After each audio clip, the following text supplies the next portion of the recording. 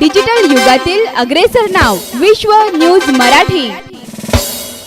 अक्कलकोट तालुक्यातील भीमा नदीवरील खानापूर आणि हेळी येथील कोल्हापूर पद्धतीच्या जुन्या बंधाऱ्याचे बॅरेजमध्ये रूपांतर करण्यासंदर्भातील सर्वेचा प्रस्ताव शासनाकडे सादर करण्यात आला आहे। या प्रस्तावास मंजुरी मिळाल्यानंतर सविस्तर सर्वेक्षण आणि प्रकल्प अहवाल DPR तयार करण्याची प्रक्रिया सुरू होणार असून प्रकल्प मार्गी लागल्यास तालुक्याच्या दक्षिण भागातील नदीकाठची शेकडो हेक्टर जमीन शाश्वत सिंचनाखाली येणार आहे। सध्या अस्तित्वात असलेले बंधारे सुमारे 40 वर्षांपूर्वी उभारलेले कोल्हापूर पद्धतीचे आहेत।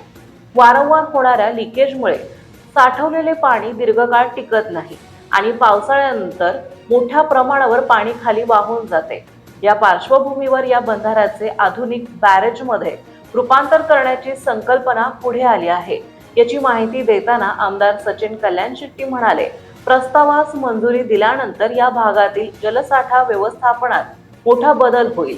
दरवर्षी उजनी धरण येथून पावसाळ्यात सुमारे 100 TMC पाणी भीमा नदी मार्गे वाहून जाते, परंतु एप्रिल-मे महिन्यात धरण उणे पातळीवर येते आणि अनेकदा शेतीऐवजी पिण्यासाठी पाणी राखीव ठेवावे लागते। त्यामुळे उजनी ते हेळी दरम्यान भीमा नदीवर 15 बॅरेज उभारण्याचा व्यापक प्रस्ताव तयार करण्यात आला असून त्यात अक्कलकोट तालुक्यातील खानापूर आणि हेळी येथील 2 बंधाऱ्याचा समावेश आहे। नवे बॅरेज उभारले गेल्यास पावसाळा संपण्यापूर्वीच नदी पात्रात पाणी साठवून ठेवणे शक्य होईल। तसेच पावसाळ्यानंतर उजनी सोडण्यात येणारे पाणीही या बॅरेजमध्ये अडवता येईल। परिणामी पाणी विनाकारण खाली वाहून जाणार नाही आणि उन्हाळ्यातही नदीकाठच्या गावांना तसेच शेतीला पाण्याचा स्थिर आधार मिळेल, असे कल्याणशेट्टी यांनी सांगितले। या प्रकल्पाअंतर्गत प्रथम सविस्तर सर्वे होणार असून त्यानंतर DPR तयार करून खर्चाचा अंदाज निश्चित केला जाईल। सध्या सर्वे मंजुरीसाठीचा प्रस्ताव वरिष्ठ स्तरावर सादर करण्यात आला आहे।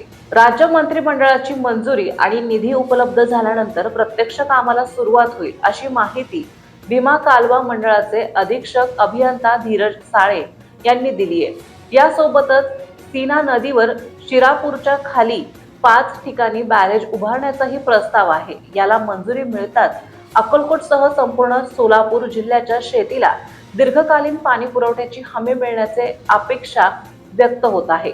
जुन्या बंधाऱ्यांना मिळणारी नवी ऊर्जितावस्था दरवर्षी उजनी धरणातून पाणी सोडले जात असले तरी कोल्हापूर पद्धतीच्या जुन्या बंधाऱ्यांमुळे पाणी दीर्घकाळ साठवता येत नव्हते। आता बॅरेज उभारण्याचा प्रस्ताव पुढे आल्याने साठवण क्षमता वाढवण्याची शक्यता आहे। शाश्वत जल व्यवस्थापनाच्या दृष्टीने हा प्रस्ताव महत्त्वाचा टप्पा मानला जात असून शेतकऱ्यांमध्येही सकारात्मक अपेक्षा व्यक्त होत आहे। विश्व न्यूज मराठीची जाहिरात म्हणजे आपल्या उद्योगाची भरभराट। आपल्या व्यवसायाच्या उत्कृष्ट जाहिरातीसाठी आजच संपर्क करा।